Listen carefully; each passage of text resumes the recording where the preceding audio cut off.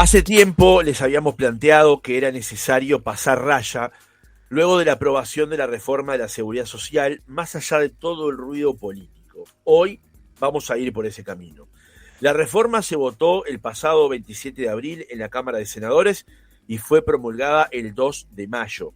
Introduce varios cambios, pero los más trascendentes seguramente sean dos: la unificación del sistema y el aumento de la edad jubilatoria.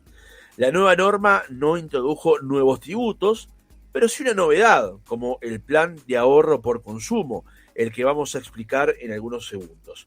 Para profundizar en aspectos vinculados a la nueva norma de seguridad social, recibimos en Otra Mañana a Lucía Cabrera, abogada del Departamento Legal, Sector Laboral y Contencioso de KPMG Uruguay.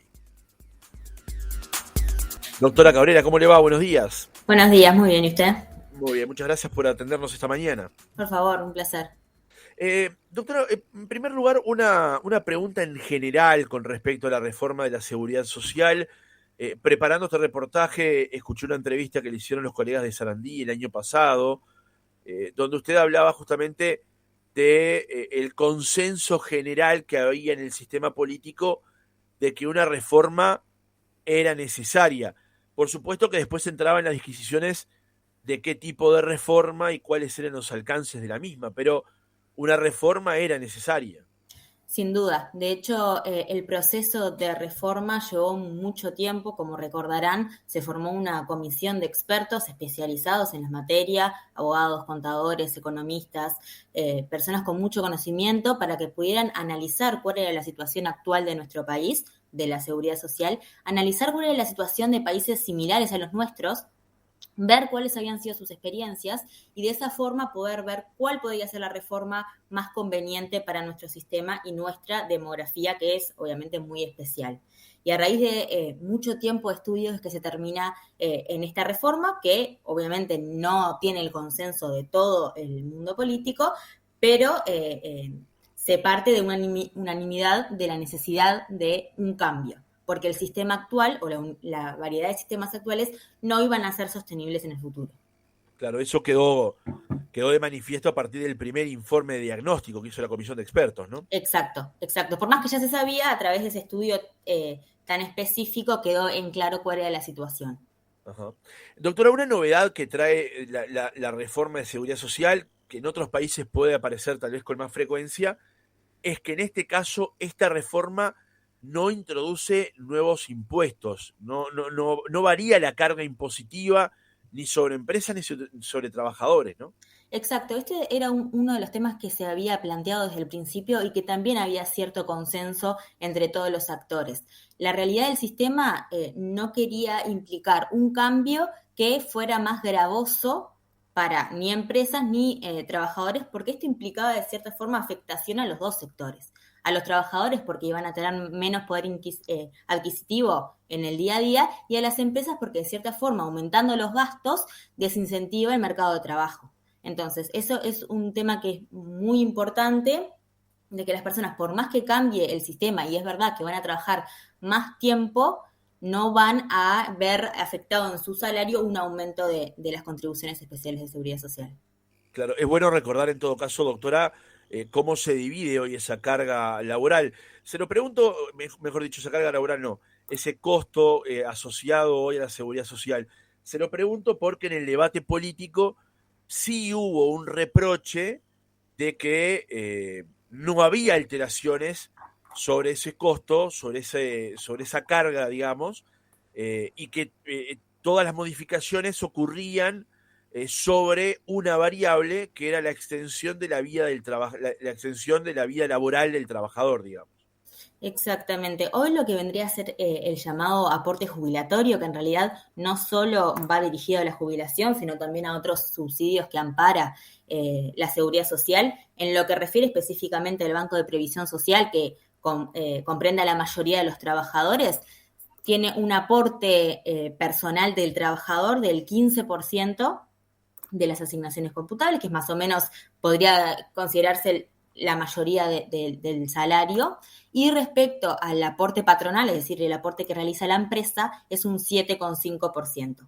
Estamos hablando de la Claro. mitad, ¿verdad? Ese aporte va a continuar de igual forma. No va a haber un cambio. Sí va a haber cambio respecto a otras cajas que tienen diferentes normas, pero la mayoría de los trabajadores están inmersos en el Banco de Previsión Social y estos aportes van a continuar. Doctora, cuando se refiere a asignaciones computables, quiere decir que, en buen romance, digo, para aquellos que no están tan involucrados con el sistema, no todo aquello que percibe un trabajador como remuneración por su trabajo necesariamente está alcanzado por las normas de seguridad social. Exacto. Sí vendrían a ser los pagos en dinero, los que son normales y en todos los meses. Si, por ejemplo, un trabajador recibiera algún tipo de pago en especie, lo que sea, comida, vivienda, transporte, ese tipo de remuneraciones hasta determinado tope no están incluidas dentro del aporte personal. Pero la mayoría de los conceptos sí. Doctora, a partir del informe que preparó KPMG sobre esta reforma de seguridad social, tal vez hay dos cuestiones centrales que presenta la reforma como novedad. Una es la extensión del aumento de la edad jubilatoria, o sea, la cantidad de años que alguien va a tener que trabajar ahora para poder conformar causal jubilatoria. Y la otra es la universalización del sistema, o sea, todos confluyen hacia un mismo sistema. De hecho, la reforma se llama así. Comencemos por este segundo punto en particular, si le parece, doctora, para luego ir tal vez al más jugoso de todos, que es el tema de la edad. Aquí lo que se planteó por parte del legislador es que todos los sistemas de jubilación del país, salvo algunos que quedaron afuera por determinadas razones, confluyen en un sistema único y sus realidades van a ir siendo similares conforme pasen los años. Es así, como ustedes sabrán, hoy en día hay varios sistemas de seguridad social, si bien la mayoría de los trabajadores están incluidos en el Banco de Previsión Social, existen otras cajas, que son la militar, la policial, la bancaria, la caja notarial y la de profesionales universitarios. Cada uno hoy en día, en el régimen actual, tiene diferentes normas y diferentes formas de financiación, diferentes prestaciones, etcétera. Lo que se quiso hacer a través de este sistema previsional común es unificar el sistema en uno solo, si bien hay algunos sectores de actividad con ciertas particularidades que tienen algunas normas específicas, en general la aplicación del sistema iría para todos los afiliados, no importa el sistema de seguridad social. Y lo más importante acá es la aplicación universal del sistema dual de cobertura, que implica, como sabrán, hoy en día los afiliados del Banco de Previsión Social hacen un aporte unificado, que es único al Banco de Previsión Social, pero parte de su aportación va también para las AFAP. Bien, hoy en día solamente los afiliados al Banco de Previsión Social aportan también a la AFAP. Con la unificación del sistema, todas las cajas, menos la notarial, van a estar incluidas en el régimen mixto, es decir, van a aportar a la FAP. Respecto a la notarial, como hoy en día es la única caja que en principio no tendría tantos problemas como el resto, se la excluyó del régimen mixto, pero se prevé que cada 3 años se va a hacer un análisis de la situación en la que se encuentra, si es viable continuar o no, y debiéndose así incluir en el sistema mixto. Pero hoy en día, a partir de la vigencia de la reforma, todas las cajas menos la notarial van a estar incluidas en el sistema mixto, que implica la aportación a BPS y a FAP. Claro. Aquí también lo que hay una simplificación del tema, ¿no, doctora? Porque previa a esta reforma, como usted decía, había múltiples cajas, pero dentro mismo del Banco de Previsión Social había realidades diferentes, digamos. Cada sector o cada área podía jubilarse de formas diferentes, lo que generaba en sí un engorroso sistema, ¿no? Para poder definirlo, para poder explicarlo de alguna manera. Exacto, de hecho uno de los principios que se prevé en la norma es el principio de igualdad, y unificando el sistema lo que se pretende, bueno, es que salvo algunas características especiales de los sectores de actividad, como por ejemplo puede ser a nivel policial o militar, que por determinada edad hay un retiro obligatorio, o como vamos a ver, hay una jubilación especial para ciertos sectores más expuestos a determinados problemas físicos, la realidad es que va a haber una unificación de todos los trabajadores, no importa el ámbito de afiliación, a través de la aplicación de este principio de igualdad que busca esta ley. Doctora, el otro gran punto de todo esto, lo decíamos recién, es el tema de la edad jubilatoria. ¿Podemos explicar cómo es la progresión para que justamente los trabajadores puedan generar causal jubilatoria y jubilarse a partir de esta reforma? Sí, por supuesto. La base o lo más importante que tiene que tener en cuenta una persona si quiere saber si entra o no dentro de la reforma es el año de nacimiento. La persona nació en 1972 o antes, se le va a aplicar el régimen anterior. Es decir, queda por fuera del régimen de la reforma. Va a seguir con las normas actual de jubilación. En el régimen general del Banco de Previsión Social va a ser 60 años de edad y 30 años de servicio o las excepciones que prevé la norma actual. Es decir, nacidos en el 72 o antes no se tienen que preocupar por estos cambios. Sí va a aplicar a aquellos que nacieron a partir del 73 en adelante, pero se prevé cierta progresividad en la aplicación. Entonces, los nacidos... De hecho, fue uno de los últimos cambios que se introdujeron, ¿no? De hecho, se modificó. Antes estaba previsto para nacidos anteriormente y se extendió un poquito más el año de nacimiento a través de las discusiones que se fueron dando a nivel político y social. Entonces, los nacidos entre 1973 y 1976 se les va a aplicar progresivamente. ¿Esto qué significa? A los nacidos en 1973 se les va a requerir 61 años. En el 74, 62 años, en el 75, 63, en el 76, 64. Luego sí, a partir de los nacidos en el 1977 en adelante, siempre se les va a exigir una edad de 65 años, mínima, ¿verdad? Estamos hablando siempre de personas que cumplan con el requisito de 30 años de servicio, que ese se mantiene, no hay un cambio respecto a la cantidad de años requeridos mínimos. Sí, la norma prevé, al igual que en el régimen actual, la posibilidad de que una persona tenga menos de 30 años de servicio, pero ahí lo que se le va a exigir son más años de edad. Claro. Decía que este era uno de los últimos cambios porque justamente el Partido Colorado lo que había presentado como modificación y que fue aprobado en los hechos es que se generaba una desigualdad entre unas personas nacidas el 31 de diciembre de un año y el 1 de enero del año siguiente, donde las condiciones cambiaban abruptamente para la jubilación. Aquí lo que se fue haciendo una progresividad justamente entre 1973 y los nacidos en 1976, ¿no?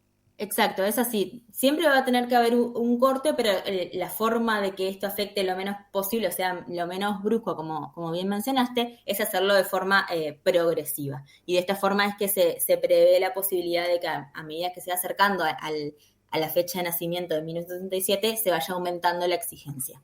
Lo que en rigor, además, doctora, implica que recién los nacidos en 1973 van a tener un año de cambio para generar la causal jubilatoria. Es Hasta así. ahora era con 60 y ahora será con 61. O sea, es un año de cambio para esas personas.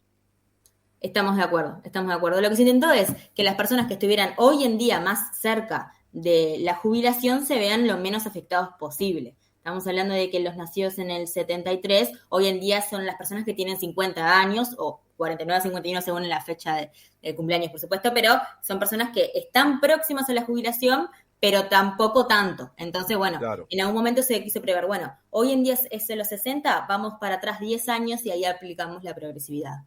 Ajá. Doctora, ¿y qué pasa con la jubilación por edad avanzada? Bueno, como mencionaba, estos requisitos de edad mínima se requieren siempre 30 años de servicio. Pero al igual que en el régimen actual, una persona puede no llegar a 30 años de servicio e igual obtener causal jubilatoria. Para eso va a tener que tener mayor edad. Entonces, a medida que la persona tiene más de 65 años, se le va exigiendo menos años de servicio. Por ejemplo, como un ejemplo, una persona con 68 años de edad se le van a requerir solamente 21 años de servicio. Así progresivamente hasta llegar a 70, donde se exige solamente 15 años de servicio. Ajá. Y doctora, ¿qué ocurre con las causales jubilatorias anticipadas? Bien, una novedad que prevé esta reforma es la existencia de dos escenarios nuevos de jubilación anticipada. Anticipada implica que las personas se van a poder jubilar antes del cumplimiento de los requisitos que vimos recién. En un escenario donde se aplique totalmente la ley sería antes de los 65 y los 30 años de servicio. La norma prevé dos causales, una que se llama de extensa carrera laboral y otra que se llama de puestos de trabajo particularmente exigentes. La extensa carrera laboral prevé dos situaciones. Primero, una persona puede llegar a tener causal jubilatoria anticipada con 60 años de edad, siempre y cuando al momento de la vigencia de esta ley ya tenga 30 años de servicio. Es decir, la ley va a estar vigente a partir del 1 de septiembre de este año. Puede ser que una persona, siempre pensando nacidos después del 73, porque si fueron antes del 73, Claro. siempre van a tener, siempre va a ser 60. Pero puede ser un escenario de una persona que empezó a trabajar muy joven, es decir, que tenga hoy 50 años porque nació después del 73 y ya tenga al 1 de septiembre 30 años de servicio. Esa persona cuando cumpla 60 va a poder jubilarse. Son muy pocas personas que entran en este caso, pero puede ser una persona que haya iniciado su vida laboral muy joven, puede ser que hoy en día ya tenga los 30 años de servicio.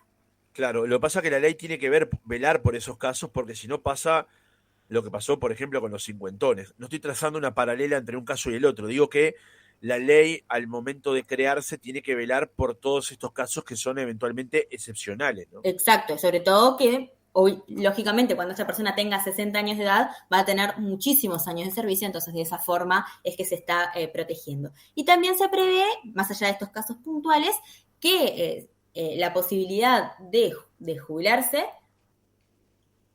con 40 años de servicio, también con 60 años de edad, 61 o 62, según el caso. Es decir, una persona podría jubilarse antes de los 65 si tiene 40 años de servicio en su historia laboral.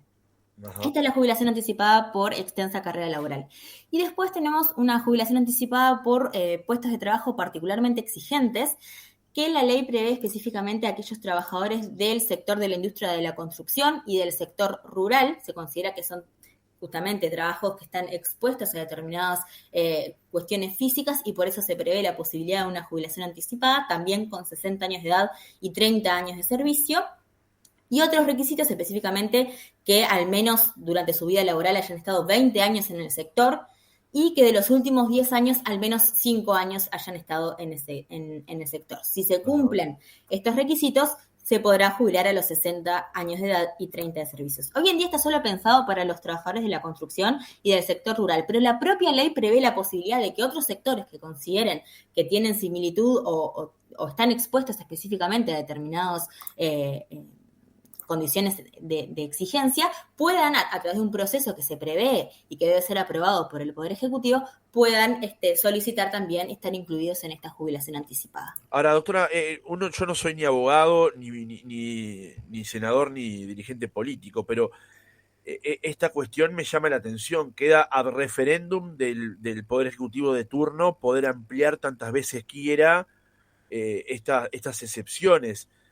¿Cómo ve usted desde el punto de vista legal esa posibilidad? Bueno, sí y no, porque en realidad también la ley crea lo que se llama la Agencia Reguladora de Seguridad Social, que va a ser una agencia específica con muchos cometidos que están todos vinculados con la seguridad social, que va a ser independiente del Poder Ejecutivo, y el informe previo que realice esta agencia también va a ser de relevancia, como así también la participación del Ministerio de Trabajo y otros actores. Por lo tanto, no va a quedar simplemente la decisión de un ejecutivo y se prevén un procedimiento que entiendo que ofrece garantías a los trabajadores.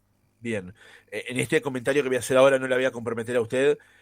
Yo tiendo a no creer demasiado en los reguladores que son independientes del poder político que los pone en ese lugar, pero esa es una opinión personal.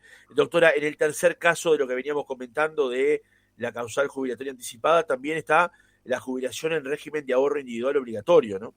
Exacto. En realidad, al respecto, como sabrán, aquellas personas que están afiliadas a la FAP tienen determinadas posibilidades especiales a la hora de querer jubilarse. Siempre van a obtener causal jubilatoria cuando cumplan con los requisitos que estuvimos viendo. Pero además se prevé la posibilidad de lo que se llama una jubilación parcial, que implica la posibilidad de jubilarse a los 65 años de edad, aún sin causal jubilatoria. Esto aplicaría solamente respecto al tramo de ahorro individual y la persona continuaría trabajando, percibiendo una jubilación por por este pilar. Ajá. Doctora, otra cosa que se discutió intensamente, y esto fue a propuesta de Cabildo Abierto, fue la famosa tasa de reemplazo o el cálculo de la jubilación por la solidaridad intergeneracional. ¿Cómo se va a hacer esa evaluación a partir de la aprobación de esta norma? Bueno, muy bien. Para llegar al cálculo de jubilación hay que tener en cuenta varios pasos. En primer lugar, al igual que hoy en día, hay que hallar lo que se llama el sueldo básico jubilatorio. Lo que se va a tomar en cuenta va a ser el promedio mensual de las asignaciones computables de los 20 mejores años del trabajador. Las asignaciones computables son aquellas que fueron consideradas para las contribuciones especiales de seguridad social. Entonces, se va a tomar la historia laboral del trabajador, se va a actualizar los montos al mes inmediato anterior a la solicitud de la jubilación por la variación del índice medio de salarios, y se van a buscar cuáles fueron los mejores 20 años de ese trabajador. Y allí se va a hallar el promedio mensual. Ese es el sueldo básico jubilatorio. Ajá. Hay que tener en cuenta que en el caso de madres, se va a poder reducir estos 20 años hasta 2 años por cada hijo, con un máximo de 5, si esto fuera más conveniente para la persona. Por ejemplo, una madre que tiene 2 hijos, se le puede considerar, en vez de los mejores 20, los mejores 16, siempre y cuando el promedio que se halle sea mayor, ¿verdad? Claro. Claro. Una vez encontrada este sueldo básico jubilatorio, tenemos que ir a ver cuántos años tiene la persona y cuántos años reales y cuántos años de servicio tiene. ¿Por qué? Porque se van a considerar una tasa de adquisición, que es un porcentaje que se multiplica por la cantidad de años trabajados según la edad en la que se está pidiendo la jubilación. En un caso normal, es decir, una persona que se jubila con 65 años, esta tasa de adquisición es del 1,5% por cada año. Entonces, se multiplica 1,5 por la cantidad de años de trabajo. En un escenario, supongamos que haya trabajado 30 años, va a dar un resultado del 45%. Entonces, se aplica este porcentaje sobre el sueldo básico jubilatorio. ¿Bien?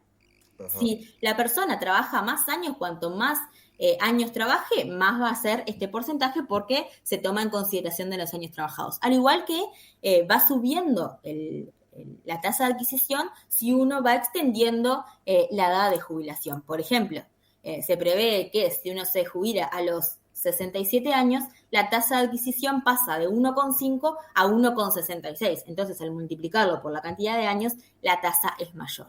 ¿Bien?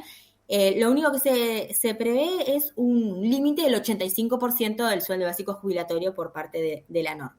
Es decir, hay ciertos casos donde una persona trabaja hasta una extensa edad y muchos años, que puede dar como resultado más del 85%, pero la norma prevé el tope del 85% del sueldo básico jubilatorio, y ahí va a dar como resultado el monto de la jubilación.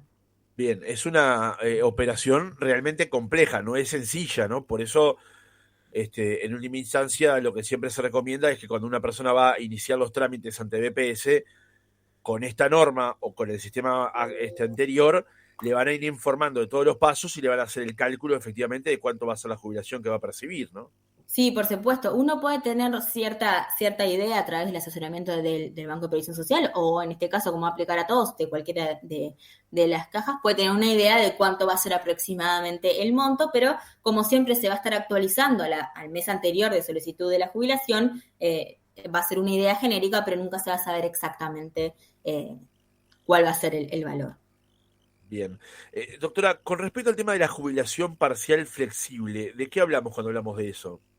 Bien, la norma prevé la posibilidad, que no está hoy en día, de que una persona perciba la jubilación y a la vez continúe trabajando. Bien, lo que se prevé es la posibilidad de que una persona que tenga causal de jubilación haga un acuerdo con su empleador, con su empresa, para continuar trabajando, pero reduciendo al menos una tercera parte de su horario y, por supuesto, de su remuneración. En ese caso va a percibir una remuneración por la parte que se redujo su trabajo, y a la vez va a continuar trabajando menos horas, pero va a continuar en actividad. Esto responde a cierta solicitud que se había hecho sobre la posibilidad de que se pueda percibir a la vez de una jubilación y continuar en actividad, ya que algunas personas querían continuar en actividad aunque fuera con menos carga horaria, y hoy en día no era posible. A través de esto se prevé la posibilidad entonces de que la persona siga activa en el mercado de trabajo aún percibiendo una jubilación. Siempre y cuando, lógicamente, haya tenido alguna de las causales. Estamos hablando de gente de mayor de 60 años, ¿verdad? Claro. Estamos conversando con la doctora Lucía Cabrera, abogada del Departamento Legal, Sector Laboral y Contencioso de KPMG Uruguay, explicando los cambios que se introdujeron con la reforma de la seguridad social en lo que es justamente el sistema de previsión social en nuestro país. Doctora, le hago unas últimas preguntas, en particular una que me interesó desde que leí el primer borrador sobre esto que había presentado la Comisión de Expertos, que es sobre el tema de los incentivos a ahorros individuales, por ejemplo, el plan de ahorro por consumo. ¿No puede explicar de qué se trata esto? Sí, por supuesto. Ya en el régimen actual y el que prevé la norma, existe la posibilidad de que la persona haga lo que se llama aportes voluntarios o aportes complementarios que van a la cuenta de ahorro individual de la FAP. Es decir, esto no va al Banco de Previsión Social, sino a la FAP. Esto que implica la posibilidad de que una persona que tenga determinado dinero extra o por cualquier razón quiera aumentar esa cuenta de ahorro individual, realice aportes, ya sea voluntariamente, directamente en la FAP o a través de acuerdos con empleadores que muchos sectores de actividad suelen hacer, donde el empleador le retiene determinados montos a los trabajadores y hace lo que se llaman los aportes complementarios. Lo que prevé esta norma, bueno, es la continuación de esta posibilidad de aportes complementarios y voluntarios, ciertos beneficios específicos para incentivar estos aportes, pero además una novedad que es lo que se llama el plan de ahorro por consumo. Como todos deben tener en cuenta, desde que utilizamos las tarjetas de débito, cada vez que se compran bienes o servicios, hay un descuento porcentual de los puntos de IVA que implica, bueno, que al final eso que se está comprando salga un poco menos. Lo que se prevé a través de este plan de ahorro por consumo es que esos 2 puntos porcentuales de IVA aplicable a la compra de bienes y servicios con tarjetas de débito ya no sean devueltos a la persona que compra, es decir, ya no implique una reducción del costo de lo que está comprando, sino que esa diferencia vaya directamente a su caja de ahorro individual, haciendo esta que vaya aumentando con el paso del tiempo. Es decir, la persona cuando compra, en vez de recibir más barato lo que está comprando, esa diferencia no va al Estado porque no se va a considerar como parte del impuesto, lógicamente no va al comercio, nunca va al comercio, lo que va a ir es directamente a su cuenta de ahorro individual. ¿Cómo se va a instrumentar esto? Bueno, eso va a quedar más bien en la reglamentación, cómo se van a ligar las compras de una persona con su cuenta de ahorro individual, pero esta es la idea. Es decir, que uno no reciba actualmente el beneficio, sino que lo reciba luego, ya que después de muchos años puede implicar un monto importante. Claro, de eso seguramente vamos a volver a conversar, doctora, porque vamos a esperar la reglamentación para conocer más, pero desde ya parece como atractivo que en una edad, digamos, o en un comienzo de actividad laboral, donde uno se puede permitir eventualmente, sabiendo que ya le van a hacer los descuentos normales por aportes, sepa también que, bueno, privándose en ese momento de los descuentos del IVA a través de los pagos con tarjetas de débito, por ejemplo, sepa que puede ir haciendo aportes para lo que va a ser su futura jubilación, ¿no? Exacto, en realidad en los hechos, en el día a día, parecería no tener un impacto tan grande en la economía que mucha gente no se puede dar la posibilidad de hacer Claro. aportes voluntarios y complementarios. Sin embargo, a través del consumo, que en realidad va a depender del consumo de cada uno, ¿verdad? Y que no parecería tener un gran impacto porque 2 puntos porcentuales de IVA en realidad en el día a día no es tan grande, pero en una suma de 40 años de servicio puede ser un monto considerable. Claro, la pregunta ahí pasará, y lo vamos a conocer con la reglamentación, cómo se instrumenta todo eso, si tiene un límite, cómo va a funcionar, si va a ir todo volcado al fondo, a un fondo común y se lo van a ir dando en cuotas, digamos, no sé cuál sería el término correcto, pero seguramente sobre eso vamos a conocer más en la reglamentación, ¿no? Exacto, si bien la norma crea lo que se llama un fondo previsional voluntario, donde va a estar específicamente todos los aportes voluntarios que realice la persona, habrá que ver en la práctica cómo se llega del pago en cualquier comercio con débito a que termine en la cuenta de ahorro individual. Pero eso es más bien una cuestión de práctica que se puede hacer ligando, bueno, por supuesto, las tarjetas de débito con tu cuenta de ahorro individual. Claro. Y ahí... Claro. Doctora, una última pregunta sobre la prestación no contributiva por vejez. Bien, esta norma prevé algunas prestaciones especiales de lo que se llama el ámbito de protección social, es decir, que abarque a aquellas personas que no pueden o no tuvieron a lo largo de su vida un trabajo activo que dé lugar a la posibilidad de obtener algún tipo de las jubilaciones, y por eso se prevé lo que se llama la prestación no contributiva por vejez, que aplica a todas las personas mayores de 70 años que no tengan los mínimos de servicios requeridos para alguna de las causales jubilatorias. Si recuerdan, hoy cuando vimos las causales jubilatorias, con menos de 30 años de servicio, se podría llegar a la jubilación con 70 años y 15 años de servicio. Pero puede haber muchos casos donde una persona tenga 70 años de edad y no llegue a 15 años de servicio, o porque no tuvo una vida activa o porque trabajó en la informalidad. A través de esta prestación no contributiva por vejez, se prevé una prestación por parte de la Seguridad Social. Bien, a la hora de otorgar esta prestación no solo se va a analizar la situación económica de la persona que la solicita, sino también de aquellos obligados a la manutención, por ejemplo, los hijos o algunos familiares directos. En caso de que no se cumpla o que no se tenga la posibilidad de contar con recursos suficientes para cubrir las necesidades, entonces sí se va a dar lugar a esta prestación no contributiva por vejez. Lo bueno de este sistema es que prevé ciertos aumentos del monto base de esta prestación si la persona en algún momento de su vida hizo algún tipo de aporte.